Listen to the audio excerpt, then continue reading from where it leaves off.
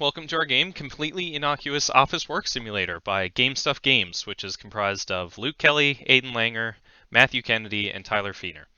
So here we start off in our menu scene. So the controls to navigate are on the bottom of the screen, with up being W, down being S, play being D, back is escape, and that just quits the game, and then you can also change character with C. So this is bonus functionality that we implemented, a character select system featuring characters with varying stats. The character select is done using C at the menu, like I said. Ted, our character there, has the standard base stats. Ned does 2 times damage with melee weapons, and then Red moves twice as fast as Ted. So, first, before we head into play or anything like that, we're actually going to scroll down to options just to go through some of the game options first. The controls for the option menu are located at the bottom here. Standard up, down, select, deselect, and menu controls. All the options are written and read from the options.txt file located in the bin folder. The first options we can see here change the volume for the game's music and sound effects, respectively. As we change them, you can hear a small sound effect that gives you an idea of how loud the game will be when you start it. The next option is difficulty. You can change between 4 difficulties: normal, easy, speedrun, and hard. On easy mode, you can take half the damage you normally would and deal double. On hard mode, you take twice as much and deal half your regular damage. Speedrun mode works like normal mode, but we've added a timer so you can challenge yourself to be as fast as possible. The timer starts when you enter the first level door, and the timer ends on the last hit of the boss fight. The time is then added to the scoreboard on the menu and sorted top down from most recent. You can also rebind the controls in the game to any alphanumeric character you'd like, any arrow key, or the spacebar. The 2 consumables have different bound keys, so we recommend rebinding them to the keys most accessible for you if you're attempting to use them well on your speedrun. Rebinding the keys associated with the menus will also overwrite the text at the bottom and in every other menu, always showing you the correct keys. You also have the option to wipe your save file. This simply overwrites the save file.txt, so you do not need to reload the game to access your clean save. As you can see, a prompt comes up when you reset the file letting you know the process has been completed successfully, and you can begin playing the game with a fresh start. So, we're actually going to start playing the game here now. Just scroll up here to play, and here we go. So, you spawn in your everyday average work office environment. You can move Ted, our player character, by using the WASD keys, or any other keys that have been rebound, which we mentioned previously. The top-down camera is centered on the player character and moves with them. The objective of the game is to collect the items necessary to progress through the various floors of your workplace. The game has 2 main gameplay components, the top-down gameplay and the side-scroller gameplay. The player cannot get hurt in the top-down gameplay, but can still interact with certain tiles and NPCs. For example, the player can save their game manually by walking up to the punch clock on the wall of this level and hitting E to interact with it. Various aspects of the game state are saved to savefile.txt upon manually saving, and also upon entering and exiting side-scroller levels. This data is loaded in when the player returns to the top-down level to keep track of progression. The layout for all top-down and side-scroller levels is also read in from a text file, which can be found in bin/levels. All assets, shaders, fonts, and sounds can also be found within the bin directory and are loaded into the game as necessary. As you can see, when Ted enters the line of sight of his coworkers, they rush over to commence typical corporate small talk. These coworkers use rudimentary pathfinding to chase down Ted, and when they do, the player is caught in place for approximately 5 seconds before being able to move again, as to be polite. This has no real bearing on average gameplay, but will certainly make a difference in a speedrun. Ted can also interact with the elevator to switch between the various floors of the company. The floors that are red cannot be accessed until certain key items are acquired. Key items are visible in the heads-up display on the top right hand of the screen. Key items are also required for linear progression throughout the side-scroller levels themselves. For example, you need a box cutter to access the box which contains level 2. So because we currently lack the box cutter, we cannot start the level. So let's go to our first side-scroller level, level 1. So, the first thing you may notice here is that there's a different heads-up display for the side-scroller levels. This display shows the player's current health, the weapon he currently has equipped, and what consumables, if any, he's collected. Ted starts every level with Ted health and will lose health when getting hit by an enemy or their projectiles. The health loss is different per enemy and attack, and enemy weapon damage is scaled with the difficulty of the game. Once hit, the player becomes invulnerable for a few seconds to get to safety. Once Ted's health reaches 0 or he falls below the bottom of the map, Ted dies. A short delay and sound are played, and the players return to the top-down portion of the game. Ted can change weapons in the side-scroller by pressing E and using the movement keys to switch between weapons. The weapon and its sprite will be updated in real time on the heads-up display. Each weapon has a different damage value and different animation. All weapons are available to use from the start, and all weapons damage scales as game difficulty scales as well. The weapons are used by pressing spacebar and work as follows. The ruler is a melee weapon with a short range of attack but a damage of 4 on normal difficulty. The stapler fires staples directly in front of the player in a horizontal line that do 2 damage each. The pencil holder is thrown in an arc. When the holder collides with a tile or NPC, it releases 5 pencils outwards from the detonation.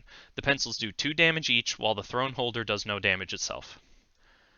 The mouse is used as a whip launched straight in front of the player. It does 6 damage and knocks enemies backwards significantly.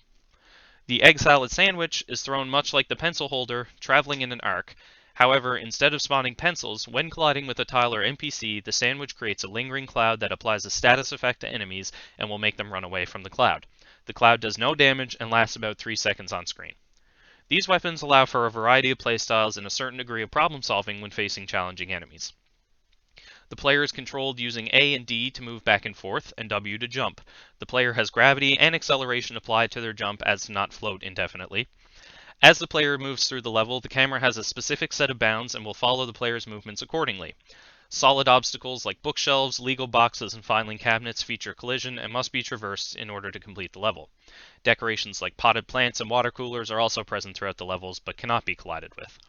The background of each level is made up of 2 layers that move at a fraction of the player's speed to give it the illusion of scene depth. Each side-scroller level and each top-down floor have music tracks also to accompany them and will play upon starting each level. The side-scroller levels also feature moving tiles, which the player will have to stand on in order to progress. Tiles will move with them and apply the correct velocity to the player's actions. Finally, at the end of the level, a demonic podium will appear containing the key item, in this case, the box cutter. Colliding with the key item will end the side-scroller and return their player to the previous position in the top-down section, with that item now visible in the heads-up display in the top right corner of the screen. With this item in hand, we can now interact with the box and enter level 2. This level introduces some new enemies and is a great point to talk about enemies in general. There are 3 main enemy types: imps, demons, and hellbats. Imps will patrol back and forth between 2 points in the level and on the x-axis while firing fireballs at the player when they've been seen by the imp.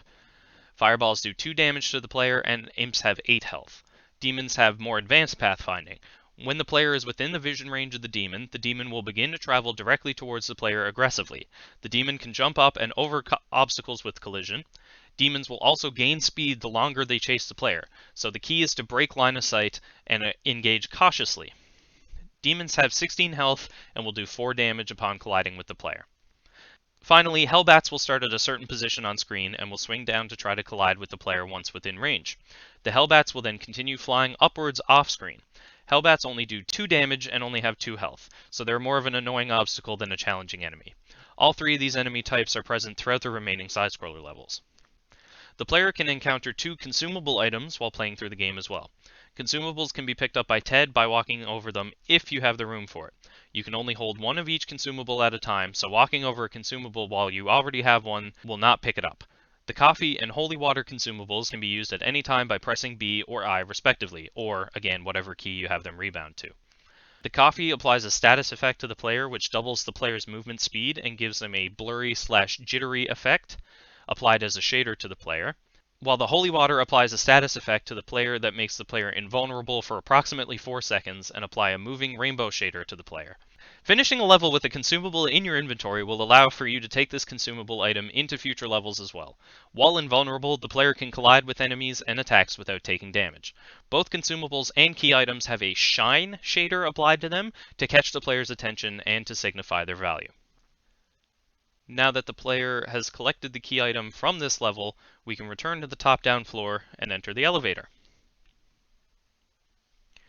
We can now see that the next floor is available to be traveled to. Earlier floors are always accessible and can be re-entered to replay levels or to save manually.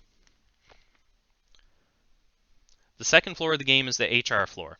Ted is not allowed to be on this floor, even though he needs the items within to progress through the game. As a result of this, there are multiple guard NPCs that will chase you once you're inside of them, and move to the cardinal directions much like your coworkers. But unlike the first floor coworker NPCs, if the guards catch you, they will teleport you to the start of the floor, impeding your progress. The first doorway to a level is located on the far side of the room, while the second is located behind a guard, who you will have to bait away from his post to enter the level. The two levels on this floor don't take place in the office building, but in fact in the parts of the building that have been taken over by Hell, and almost all assets, backgrounds, and music therein reflect that change. Although the levels themselves are short, we encourage you to stick around to experience all the custom elements. All the tiles were drawn by our group members, aside from the elevator textures, which were found on opengameart.org. All of the background music is original, while the sound effects are a mix from sounds from the first Legend of Zelda, the first Castlevania, and custom sounds we wrote ourselves. So now we're going to skip ahead actually to the basement floor, just to detail some more of our unique effects. So the bottom floor of the office building is where we use our ray casting and lighting effects, as evident. When you spawn in, the room is completely dark, and the elevator is inaccessible for the time being. You must find your way through a small maze to the level 5 entryway to get the fuse at the end of that level to be able to turn the lights on and the elevator back on. As you move through the maze, there's a small view range where the player's vision can light up the screen. Vision is blocked by tiles as well, so you won't be able to see past them until you turn the lights back on. Close to the level 5 entryway, you'll see the switch you need to hit after you've collected the fuse to turn the lights back on and ascend to the top floor, the office of the CEO. Level 5 has its own unique basement-themed backgrounds, assets, and music. When you enter the office of the CEO, you might notice that the portraits of previous employees of the month, which of course based on the people that made the game. When you report to the CEO, you find out that the CEO was never human at all, and your final challenge begins. The boss battle starts in a small arena with Ted on the left and the boss on the right. The boss has two stages that he cycles through. The first stage is the fireball stage, where the boss shoots 5 fireball entities in whichever direction the boss is facing, which will always be towards the player. The second stage is the melee/jump stage. If the player is within 5 tiles of the boss will swing a giant ruler in the direction of the player. Or if the player is further away, the boss will assign the player's current X is assigned as the boss's target, and he will jump up in the air until he is over that target X position. Then he descends in the Y direction until he collides with the ground. This makes it so that the player can move out of the way when the boss starts jumping, as he already will always go to where the player was when he started to jump. After dealing enough damage to the boss, a short death animation plays for him, and after a couple of seconds the game shifts over to the credits scene. As the credits scroll, I Want You Back by the Jackson 5 plays as a number of the game's assets scroll up the screen. Here you can see the name of our production group, GameStuff Games, and its members. Every member shared an equal amount of responsibilities, so we don't feel the need to create an extensive credit scene showing what each person did individually. Finally, I'd like to move on to our level editor. So our level editor has all the pre-built side-scroller levels which you can select in the menu. From the menu you can edit levels, play test them, or create a new level. All the levels are written to and loaded to from .text files, and all of the playable side-scroller levels in our game were made using this level editor. So, once you actually edit a level, in this instance we'll use video, which is one we created for this video just to show off some of the more finer features. Once you enter the level, you can press 1 to swap between regular tiles, 2 to swap between moving tiles, 3 to swap between various decorations, 4 to swap between NPCs, and 5 to swap between items. So you can use E to place any entity, so you can drop a tile anywhere. You can delete entities using Q. You can also drag and drop tiles using space. And then you can also drag Ted to move where the player spawns in the level itself. Each level will spawn with Ted in the level already, so you can just move him around. The camera is controlled using W, A, S, and D. And you can also press R to reset the camera back to the beginning of the level.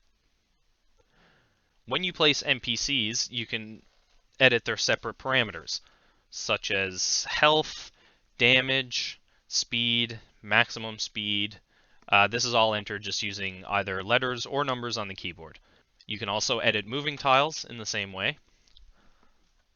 So you can place a moving tile, give it a speed, and then it will also bring you out, and this denotes the actual patrol point, I guess you could call it, so the moving tile will move back and forth between wherever you set this tile here. Use the key items at the end of levels, and that'll be how you exit your level once you've created it.